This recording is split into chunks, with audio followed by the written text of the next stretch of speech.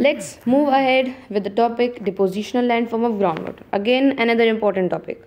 देखिए ground water के ना इरोजनल डिपोजिशनल फीचर ज़्यादा इंपॉर्टेंट है as compared to the wind one. ठीक है, ध्यान में रखिएगा. नाउ गीजराइट. गीजराइट आपका पहले डिपोजिशनल लैंडफॉर्म आ गया. अब इसमें क्या है, hot water in geysers contain lot of materials dissolve in it. When it comes on the surface it get cooled and a material is deposited around a mouth of such springs as geyserite and sinter deposits. अब जब hot water एक area में आ जाता है, ठीक है ना, हमें पता है इंटीरियर अर्थ कितनी हॉट है, कितनी गर्म है ना.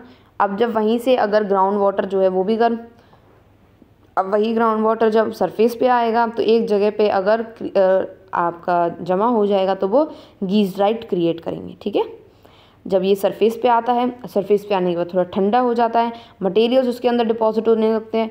मटेरियल डिपॉजिट होने लगते हैं तो सच स्प्रिंग्स क्रिएट होती हैं. ठीक है, अब उन मटेरियल से डिपॉजिट होने से क्या हो जाता है, स्प्रिंग्स क्रिएट होती हैं and this structure is known as a geyserite और इसको सेंटर डिपॉजिट भी कहते हैं. नेक्स्ट पे मूव करते हैं replacement. The percolation water takes into the solution contain some substances and deposit an equal volume of material with water was carrying in solution.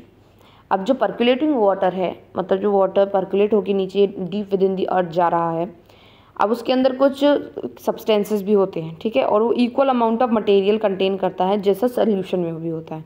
ऐसा substitution commonly तब अकर होता है जब मॉलिक्यूल बाय मॉलिक्यूल, कब अकर होता है जब ओरिजिनल स्ट्रक्चर जो होता है उस डिजॉल्व सब्सटेंस का वो छेड़ा ना जाए, वो एज इट इज़ ही रहे ओरिजिनल सब्सटेंस जो है.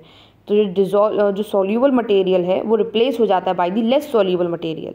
उसको हम क्या कहते हैं, रिप्लेसमेंट. और जैसे कि एग्जांपल क्या है, पेट्रिफिकेशन. समझ में आया, जो ज़्यादा सॉल्यूबल मटेरियल है वो लेस सॉल्यूबल मटेरियल के संग रिप्लेस्ड हो जाता है, क्योंकि ज़्यादा सॉल्यूबल वो तो सॉल्यूबल हो ही गया वाटर के अंदर, तो जो लेस सॉल्यूबल है वो क्या हो जाएगा, उसके अंदर आ जाएगा, मतलब रिप्लेसमेंट हो जाएगी उन दोनों के अंदर. ठीक है, समझ में आया. ये एक और बताती हूँ. पर्कुलेटिंग वाटर जो है वो डीप विद इन दी अर्थ जाता है, वो equal amount of material contain करता है एज इट इज़ जैसे उसमें सोल्यूशन में होते हैं.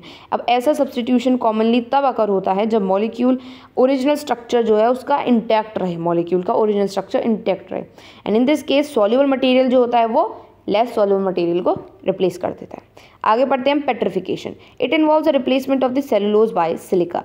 As substitution takes place for volume, the woody structure is exactly preserved. अब ये इसमें क्या होता है, इसमें सेलुलोज जो होता है वो सिलिका, जो सेलुलोज होता है वो सिलिका को क्या कर लेता है, रिप्लेस कर देता है. तो it is a replacement of cellulose by silica, जिसकी वजह से सब्स्टिट्यूशन क्रिएट होता है वॉल्यूम बाय वॉल्यूम और वुडी स्ट्रक्चर प्रिजर्व्ड रहता है. उसी को क्या कहते हैं, पेट्रिफिकेशन. नाउ जियोडिक. जियोडिक क्या होता है आपका, cavities of basin volcanic rocks are generally filled up by the solution of silica, calcite, zeolites, which were carried in solution by the underground water. अब zeolites क्या होता है वो आप आगे आने वाली वीडियोस में अच्छे से पढ़िएगा. ठीक है, अभी आप ऊपर से समझ लीजिए कि जियोडिक क्या होता है. जब वॉल्केनिक रॉक्स के अंदर कैविटीज़ क्रिएट हो जाती हैं वो जनरली सिलिका के सोल्यूशन, कैल्साइट के या जियोलाइट के सोल्यूशन के अंदर फिल्ड अप हो जाती हैं. ठीक है, अब उस पर कैविटीज़ क्रिएट होगी. कैविटीज़ का क्या मतलब, कुछ जगह. ठीक है, जगह क्रिएट हो जाना. तो उस जगह पे ये सारे सोल्यूशन जब फिल्ड अप हो जाते हैं तो सोल्यूशन होने लगता है अंडरग्राउंड वाटर का. उसी से क्या बनता है, जियोडिक बनता है. ठीक है, नाउ कॉन्क्रीशन. कॉन्क्रीशन क्या होता है, as a result of the percolation water concretion of the irregular shapes in the sizes are formed. These are nodular shaped and often occur in the sedimentary rocks and so stand out prominently like conker. They are formed by the deposition of CaCO3. ये किसकी वजह से होता है, ये underground water के percolation की वजह से होता है. वो पर्कुलेट होता है, इरेगुलर शेप्स क्रिएट करता है. ठीक है, और जो नॉडुलर शेप्ड होते हैं वो सेडिमेंट्री रॉक कंटेन करते हैं and they stand out predominantly, मतलब कि एज अ खड़े हो जाते हैं. ठीक है, वो इरेगुलर शेप बन के डिपॉजिट हो जाती हैं वो रॉक्स जो होती हैं. अब उनके ऊपर के डिपोजिशन हुआ, डिपोजिशन होने की वजह से इरेगुलर शेप बनी, उसकी वजह से क्या होते हैं, वो एक जगह पे डिपॉजिट हो जाते हैं. जैसे कि कांकर आप देख सकते हैं, ये इसमें क्या होता है, CaCO3 का डिपोजिशन होता है. आगे बढ़ते हैं हम ये आता है हमारा स्टेलेसाइट्स एंड स्टेगमाटाइट्स, ये भी बहुत इंपॉर्टेंट पॉइंट है। These are formed by the limestone caves, ये लाइमस्टोन केव्स के अंदर बनता है, जैसे हमने पिछली बार अभी पढ़ा इरोजनल लैंडफॉर्म्स में, उसके अंदर केव्स बन रहे थे, तो उनके अंदर भी ये सारी डिपोजिशन होते हैं, ये केव्स के अंदर बनते हैं। These are composed of CaCO3। Stalactites क्या होते हैं? स्टेलेसाइट्स मासेस होते हैं hanging from the roof of caves, while stalagmites are the deposits formed at the base of the caves. अब मैं आपको आसान भाषा में अगर समझाऊं, जस्ट इन केस समझ लीजिए कि ये केव है। अब इस केव के अंदर यहाँ पर कुछ स्ट्रक्चर्स अगर रूफ के अलॉन्ग लगे हुए होंगे तो उनको आप क्या कहोगे? स्टेलेसाइट्स। और कुछ स्ट्रक्चर जो होंगे वो ऐसे गिरे हुए होंगे फ्लोर पे, उनको आप क्या कहोगे? स्टेगमाटाइट्स। ठीक है, नॉर्मल भाषा में। Now stalactites are the long slender masses, जैसा अभी मैंने ड्रॉ किया, लॉन्ग स्लेंडर मासेस होते हैं, जबकि स्टेगमाटाइट्स थिकर होते हैं, मोटे हिस्से होते हैं जो कि फ्लोर पे पड़े हुए होते हैं।